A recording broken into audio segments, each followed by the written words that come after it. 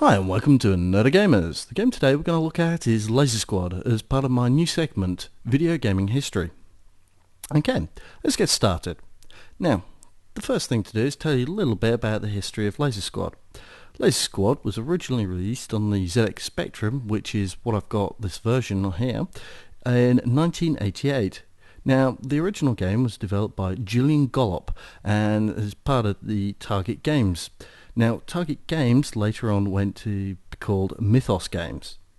Now, there was a series of games which Julian had developed before this, and later. Now, the original precursor to Laser Squad was Rebel Star, and this later on spawned another sequel called Rebel Star 2. Now, Rebel Star, combined with some of the mechanics from Chaos and Lords of Chaos with some of the developing visuals, become Laser Squad. Now, Laser Squad then later becomes XCom as the natural development for it. And, of course, one of the later games they developed from there is XCom Apocalypse. Now, Terror from the Deep wasn't actually designed by Julian Gollop and his team Mythos Games. This was licensed out to Microprose, who developed the games themselves, so it's not strictly part of the original developed by Julian.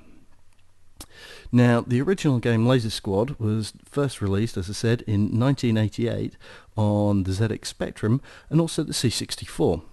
We later get versions on the Amstrad, Amiga and the Atari in 1989, with the PC release in 1992.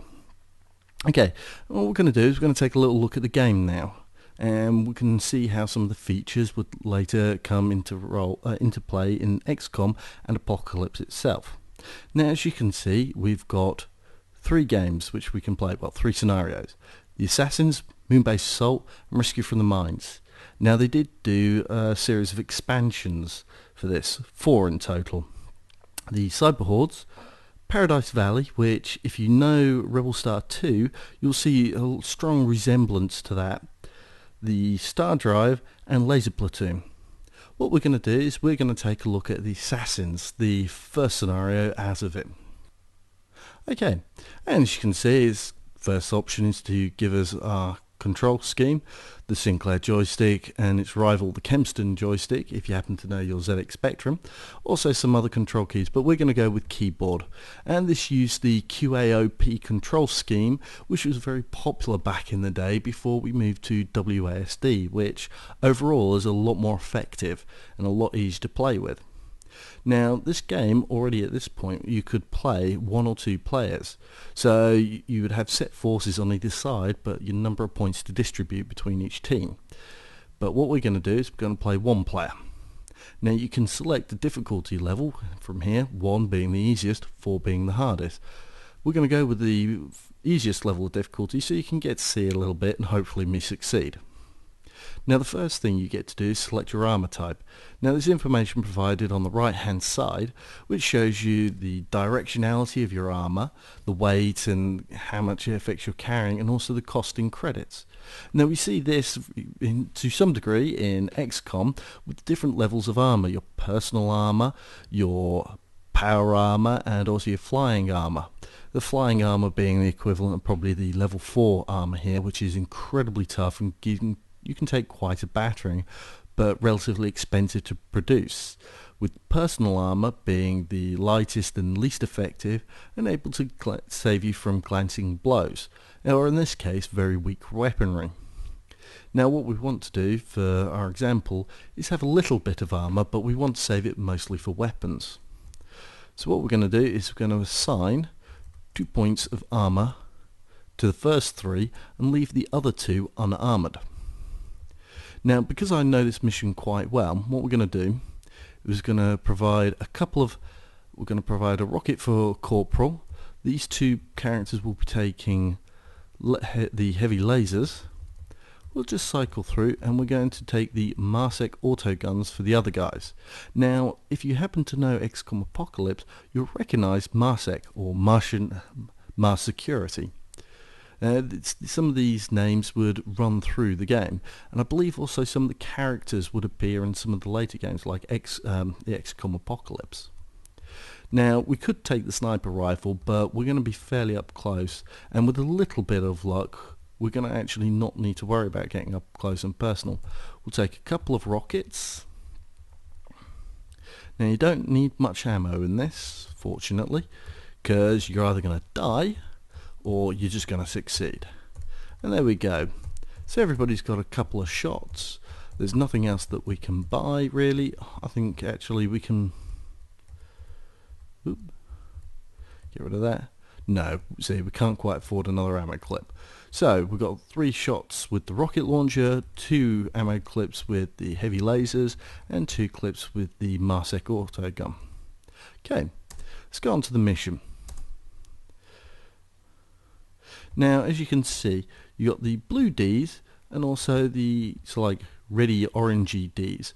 Now, the opposition who we're going to be facing could place themselves anywhere within this area, the blue area. We, on the other hand, can go anywhere where there's orange. Now, as you can see, you can go all the way around. So there's quite a large area that you can actually deploy. So some of these places are quite stupid to go in, like over here. But what we're going to do is, my favourite tactic is storm the front. Because if you actually get really, really lucky, you can win the game in one shot. Now, you see this door? Yeah, when you're shooting, if you've got your rocket launcher guy here, he can actually shoot through the door, shoot through here, hit here. Sometimes the guy you're trying to kill, Steiner Regnix, is sitting in this toilet and just dies. So I have literally, on the first shot of the first game, just won. Now, when we place down, we place the people in order that we get them. Now, unfortunately, you're not able to rotate them or equip anything at this point. You have to wait until you start the game. So we're going to deploy our people in a line here. And now we've deployed all 5. It takes us to our waiting screen. Now this will be the screen you would normally see between each groups. Now, one of the bits you can also see is we're on turn 1. We've got a total of 20 turns in order to complete this mission. The Assassin Squad's mission is to kill Steiner Regnix. Steiner Regnix missions, or the Droid Squad's, is to actually survive. So if the Droid Squad can kill all the Assassin Squad, they win. The Assassin Squad only has to kill Steiner Regnix. If they do that, they win the game because they get 100 points. Okay, so first thing we do is select our corporal. Now, as you can see, much of this is very similar to XCom. You can see the morale, the stamina, wounds, burden, how much they're carrying, which is affected by their strength. They also have accuracy. For instance, this character you find later on, Android Barker, who has an incredible accuracy rating. You nearly always want to give him a sniper rifle because he can just shoot pretty much anything at any distance. You got the standard turn units, and also you have to spend the turn units to turn, rotate. Now, one of the things is you can also see you've got the prototype map. We can see our characters flashing on screen and the layout of everything here. Now, what we're going to do is going to change. It's a rudimentary inventory system compared to the XCom, but it works quite effectively. And what we're going to do is we're going to line up, take a look, and we're going to take a shot. Now, because of the peculiarities of this game, if you actually shoot quite close to you, you get a slight increase in accuracy. So what we're going to do is going to take a snapshot right in front. As you can see, we've just blown out that wall. Rocket launcher is rather effective. No, we're not going to throw it because that would be a bit silly. We don't have enough action points in order to reload the rocket launcher, and we're just going to wait there. And we're going to use the next select unit. Now, because the heavy laser is quite large, we get a reduced movement, as you can see by the burden score. This is also combined with wearing the armor as well, which reduces the number of turn units you get. Now, we're going to wait here because that number 19 just underneath is how much points you need in order to have reaction fire. So we keep ourselves with reaction fire. Now, this is a very effective weapon in the right circumstances, the heavy laser, because one of the great things is at short range it's good enough. Pretty much anybody can hit in short range, but it's fairly damaging. But one of the great things is that auto shot, it only costs a single action point per shot, which means you can fire off a massive amount of shots with the heavy laser. Now there we go, we've now got everybody set up. Now, as you can see, the movement is 4 points for moving forward, much like XCom, and a single point for rotation. So you can see already we've got strong similarities to the original, well, the game that most people are aware of. Now, as you can see, we've already spotted one of the first enemies. So we're going to take a look and see where they are. Now, we just spot them down here. Now, this is going to prove a little bit awkward. So we need to try and line ourselves up. We've got 21 action points. Now I'm going to use the auto fire function. I'm going to fire in bursts of 5. Now, as you can see, the first shot goes rapidly wild, and each shot will spread out and have sort of like a fan pattern. They don't go wildly, so if it goes off to the right one time, goes to the left the next time, it will keep going left. So it sort of like creates a overall accuracy amongst the entire area. Oh, that was close. And you see the next shot's going to go further right. Fortunately, we get to keep firing until we use up all our action points. Oh, that nearly got it, so we've now probably caused a lot of wounds to the droid. We're just going to keep going along this. Now you see there, perfect accuracy. 3 shots in the same place, but of no use. Then we've got 7 action points left. I can do a group of 3 shots, and I can do a group of 4 shots afterwards. Now, those miss, and as you can see, we've got a really low accuracy with this. We're going to try one last grouping of shots here. I'm going to go with 4. Very wild, and as you can see, the next one, we might get hit on this one. And there you can see, managed to finally kill it with the final shot, and that used up all our action points. Now these guys still get the opportunity to shoot because it's part of our opportunity fires. They're flagged as being able to see the opponent. Now, nothing we can actually do.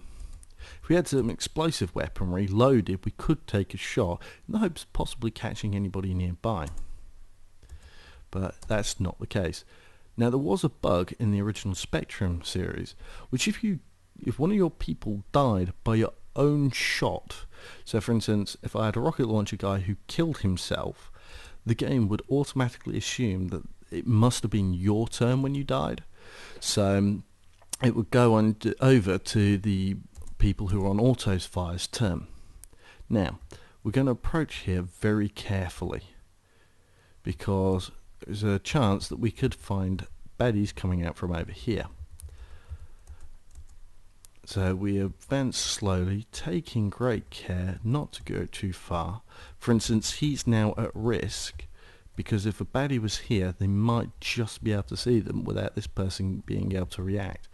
So you've got to kind of pay attention to all the possible places where you could get shot from. Again, he's in quite a lot of danger because the acute angle means that he could be targeted. So we can try and bring him up for support and turn him just so he's got a little bit of aim there. Now we finally select him. We can load up our next rocket. But what we're going to do, we're not going to take a shot.